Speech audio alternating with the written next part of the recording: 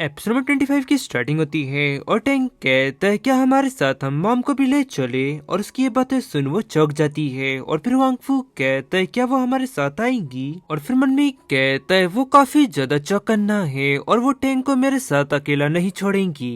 और फिर टैंक नैन का हाथ पकड़ते हुए कहता है मॉम अंकल हुआंग फू मुझे घोड़े की सवारी करने के लिए ले जा रहे हैं, आप भी हमारे साथ चलिए। और नैन उन दोनों को ही देखती है और ब्लश करती हुई कहती है ठीक है, मैं भी ताजी हवा में सांस लेना चाहती हूँ। और मन में कहती है उसकी परमिशन के बिना हमारी कोई भी चीज नहीं हिला सकता, और इसके अलावा मैं उसे अपने बेटे के साथ अकेला नहीं छोड़ सकती, ये बहुत ही ज्यादा खतरनाक है। तो फिर वो अंदर भागती हुई कहती है 1 मिनट रुको मैं अभी चेंज कर आती हूँ। तो फिर टैंक कहता है ठीक है, और वहीं उसकी ये बात सुन हुआंग फू स्माइल करने लगता है। और फिर वो चेंज कर बाहर आती है और हुआंग फू को तेज नजरों से देखने लगती है। और वहीं ये सब देख टैंक ब्लश करते हुए मन में कहता है जब तक मॉम चलती रहेंगी मैं तब तक उनके लिए मौके पैदा करता रहूंगा। और फिर सिर्फ तो वहीं दूसरी तरफ एक व्यक्ति कह रहा होता है सर हमें कुछ मिला है, ये फोटो सोशल मीडिया पर पोस्ट की गई है। हालांकि पोस्ट करने के तुरंत बाद ही उस फोटो को डिलीट कर दिया गया, लेकिन हमें डाटाबेस में ये फोटो मिल गई। वहीं वो व्यक्ति नैन की फोटो देख मन में कहने लगता है 6 साल बाद आखिरकार तुम मुझे मिल ही गई, तुम अभी भी जिंदा हो नैन।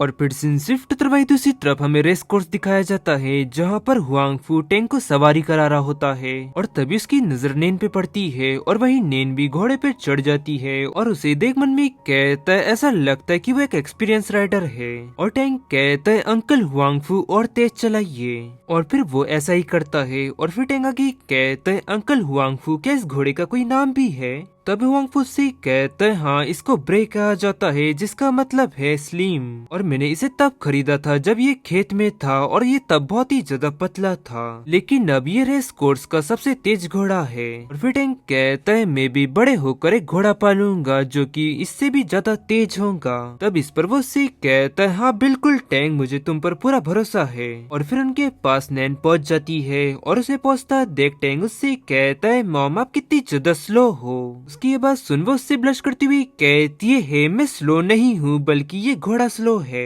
और मन में कहती अगर मेरे में बिल्कुल भी स्किल्स नहीं होती तो मैं उसके घोड़े से बहुत पीछे रह जाती। और हुआंग फू तुम घोड़े को बहुत ही ज्यादा तेज भगाते हो, क्या तुम मुझसे बचने की कोशिश कर रहे हो? तुम गलत फहमी में बिल्कुल मत रहो, मैं तुमको बिल्कुल भी मौका नहीं देने वाली। और फिर हुआंग फू उससे कहता है टैंक ध्यान से उतरो। तब वो कहता है हाँ अंकल हुआंग फू वो देखिए एक टिड्डा, मैं उसे पकड़ना चाहता हूँ। उसे कहता है तो फिर आगे बढ़ो, बस तुम ये ध्यान रखना कि तुम कहीं ज्यादा दूर ना निकल जाओ। और टैंक उस टिड्डे को पकड़ने के लिए उसकी ओर भागता है और उसे इस तरह देखने उससे कहती है टैंक तुम ज्यादा दूर मत जाओ। और तभी हुआंग फू उससे कहता है तुम ज्यादा चिंता मत करो ये जगह सेफ है। और उसकी ये बात सुन वो गुस्से से मन में कहती है तुम्हारे होते ये जगह सेफ कैसे हो सकती है? और फिर वो आगे उससे कहती है और फोटोग्राफर ने मुझे ये बताया कि फोटो शूट 3 दिनों में पूरा हो जाएगा, और यहाँ का काम खत्म हो जाने के बाद ही मैं तुरंत टैंक को लेकर घर चली जाऊंगी।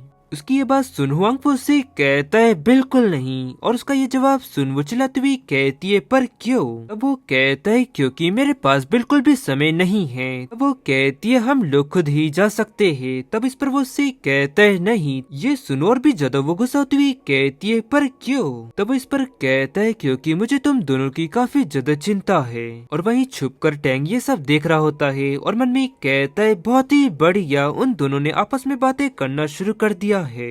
और गाइस इसी के साथ ये एपिसोड यहाँ एंड होता है। पसंद आया तो लाइक एंड सब्सक्राइब जरूर करें। मिलता है आपको जल्दी नेक्स्ट एपिसोड में।